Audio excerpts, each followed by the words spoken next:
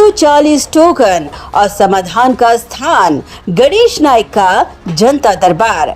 नवी मुंबई के नागरिकों की समस्याओं के प्रभावी निराकरण के मकसद के साथ राज्य के वन मंत्री, पालघर जिला के पालक मंत्री और ठाणे जिला संपर्क मंत्री गणेश नाइक का नवी मुंबई में तीसरा जनता दरबार वाशी स्थित विश्वदास भावी नाट्यगृह में संपन्न हुआ, जहां शिक्षा, आरोग्य, नागरिक सुविधा, नवी मुंबई महानगर पालिका और एनएमएमटी में थोक और करार पद्धति में कार्यरत कर्मचारियों की परमानेंट करने का मुद्दा, नवी मुंबई के एलआईजी घरों में निर्मित अतिरिक्त निर्माण कार्य के खिलाफ महानगर पालिका की तोड़क कार्रवाई की अन्यायकारक नोटिस का मुद्दा, सिडको निर्मित पीएम आवास योजना के तहत घरों की गगनचुंबी दरों का मुद्दा, नेरुल डीपीएस लेक के करीब सिडको द्वारा भूखंड बिक्री का मुद्दा, नई यूडीसीपीआर के तहत पुनर्विकास प्रक्रिया में आ रही समस्याओं को गणेश नाइक के समक्ष नागरिकों ने उजागर कर अपने निवेदन सुपुर्द किए। वहीं नवी मुंबई के कई दिव्यांगजन, ज्येष्ठ नागरिकों के साथ ही असंख्य नागरिकों ने व्यक्तिगत, सरकारी विभाग, धोखाधड़ी जैसे कई विभिन्न समस्याओं को लेकर अपना निवेदन भी गणेश नाइक को सुपुर्द करते हुए न्याय की गुहार लगाई। इस दौरान 650 से अधिक नागरिकों की गणेश नाइक ने समस्या जानी, तो वहीं कई समस्याओं का संबंधित विभाग के अधिकारियों के समक्ष ऑन द स्पॉट निराकरण किया। वहीं कुछ समस्याएं फोन के जरिए संबंधित विभाग के अधिकारियों से संपर्क साध के समस्याओं को सुलझाया गया, तो वहीं कई समस्याओं को मंत्रालय और जिला स्तर पर विशेष बैठक लेकर समस्या सुलझाने का आश्वासन दिया गया। इस दौरान गणेश नाइक ने सभी अधिकारियों को निर्देश दिए कि सभी समस्याओं का हल टाइम बाउंड तरीके से निकाला जाए और उसकी स्टेटस रिपोर्ट अगले जनता दरबार में दी जाए। बता दें कि सुबह 10:30 बजे से रात तक बिना ब्रेक तकरीबन 11.5 घंटों तक चली इस जनता दरबार में, जहां महानगर पालिका, सिडको, एमआईडीसी, एमपीसीबी, पुलिस विभाग, महसूल विभाग, वन विभाग, परिवहन विभाग सहित विभिन्न सरकारी विभागों के अधिकारियों सहित पूर्व नगर सेवक, पूर्व नगर सेविकाएं इस बैठक में उपस्थित थे। बता दें कि जनता दरबार में बड़ी संख्या में अपने निवेदन लेके पहुंचे नागरिकों के समक्ष सबसे पहला सवाल यही आता है कि आखिर उनके निवेदन का क्या हुआ, उनके निवेदन का स्टेटस रिपोर्ट क्या है। और इसीलिए इस जनता दरबार में एक नया सिस्टम कार्यान्वित करते हुए जनता के लिए एक खास क्यूआर कोड भी रखा गया, जिसके माध्यम से अब जनता दरबार में आने वाले तमाम जनता अब इस क्यूआर कोड की मदद से अपने निवेदन का स्टेटस जान पाएंगी। इस आधुनिक प्रणाली के साथ ही इस दौरान जनता दरबार में अण्णा साहेब पाटिल आर्थिक मागास विकास महामंडल के अध्यक्ष नरेंद्र पाटिल ने सबसे महत्वपूर्ण मुद्दा उठाया। उन्होंने माथाड़ी कामगारों के शिष्टमंडल और पूर्व नगर सेवकों के साथ गणेश नाइक से मुलाकात कर एलआईजी घरों में अतिरिक्त निर्माण कार्य को नवी मुंबई महानगर पालिका द्वारा अनाधिकृत करार देते हुए उसके खिलाफ मनपा की तोड़क कार्रवाई की नोटिस का मुद्दा उठाया। नरेंद्र पाटिल ने कहा कि यह कार्रवाई तुरंत रोकी जाए, जिस पर गणेश नाइक ने उन्हें आश्वासन दिया कि मुख्यमंत्री देवेंद्र फडणवीस, सिडको और नवी मुंबई महानगर पालिका के साथ संयुक्त बैठक लेकर उन्हें न्याय जरूर दिलवाया जाएगा।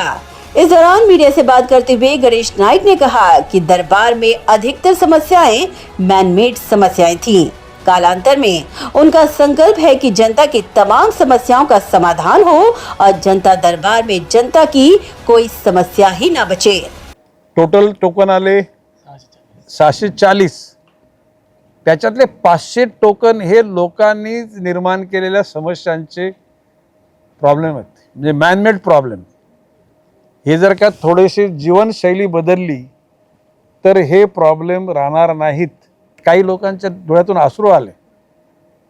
It was very difficult to bear, म्हणजे लिटरली आपल्या डोळ्यातून पण अश्रू यायचंच बाकी राहिलं। आता खरं म्हणजे माझी एकच इच्छा आहे की कालांतराने सगळ्या समस्या सुटाव्यात आणि दरबारामध्ये फक्त एकटा गणेश नाईकच असावा, दुसरा कोणी येऊच नाही, म्हणजे सगळ्यांच्या समस्या सुटलेल्या असतील तो मला आनंदाचा दिवस असेल। उन्होंने 11.5 घंटों तक चले इस जनता दरबार में बैठे तमाम अधिकारियों पर आनंद व्यक्त करते हुए कहा कि ये एनर्जी उनके जनता के प्रति जवाबदेही और उनके डेडिकेटेड वर्क का परिचायक है। खरं म्हणजे आता मी या सगळ्या अधिकाऱ्यांचे कौतुक करतो। आता म्हणजे माझ्यासारख्याचा तो मनातला एक आनंद आहे मला या गोष्टीचा। आता 11.5 तास इट्स नॉट जोक, म्हणजे खरं म्हणजे तर म्हणजे कोणी जेवला पण नाही खावला पण नाही, जेवला कोणी नाही जेवला, ओके। म्हणजे खरं म्हणजे मी एकच सांगेन की ज्या दिवशी लोकांच्या सुखदुःखाशी समरस होऊन ज्याला काम करता माणूस ना त्याला भूकच पण लागत नाही। आणि आता ही एनर्जी कशातून आलेली आहे की लोकांच्या दुःख दूर करण्याचा प्रामाणिकपणे प्रयत्न केल्यामुळे आलेलं आहे। हाल ही में नवी मुंबई महानगर पालिका द्वारा पद भर्ती का इश्तिहार निकाला गया है। इस मुद्दे पर बड़ी संख्या में श्रमिक सेना के पदाधिकारियों और मनपा कर्मचारियों ने भरे जनता दरबार में अपना निवेदन गणेश नायक को सुपुर्द कर न्याय की गुहार लगाते हुए कहा कि नवी मुंबई महानगर पालिका और एनएमएमटी विभाग के अस्थायी और कॉन्ट्रैक्ट पद्धति में कार्यरत तकरीबन 7,000 अस्थायी कर्मचारियों को पद भर्ती प्रक्रिया में स्पेशल केस के तहत उनकी नियमों में शिथिलता लाई जाए और उन्हें न्याय दिया जाए। मी माननीय आयुक्त कैलासजी शिंदेने सांगितले की या महापालिकामध्ये एकूण जागा किती रिकाम आहेत त्या सर्व भरा। आता भरताना लगेच जे पूर्वीपासून कामाला त्यांना भीती वाटायला लागली की बाबा हे नवीन त्या मागणी केली की आता पूर्वी 10वीचे विद्यार्थी लागायचे, आता 12वीचं मागितले, म्हणजे नाही चालणार। त्या 12वीच्या लोकांना तुम्हाला परीक्षेला बसू द्यायला लागेल, हे मी सुनील पवार साहेबांच्याकडे मागणी केलेली आहे आणि ती करून घेणार। शेवटी प्रत्येकाच्या आयुष्यामध्ये कधीतरी मी स्थिर व्हावं असं वाटतं।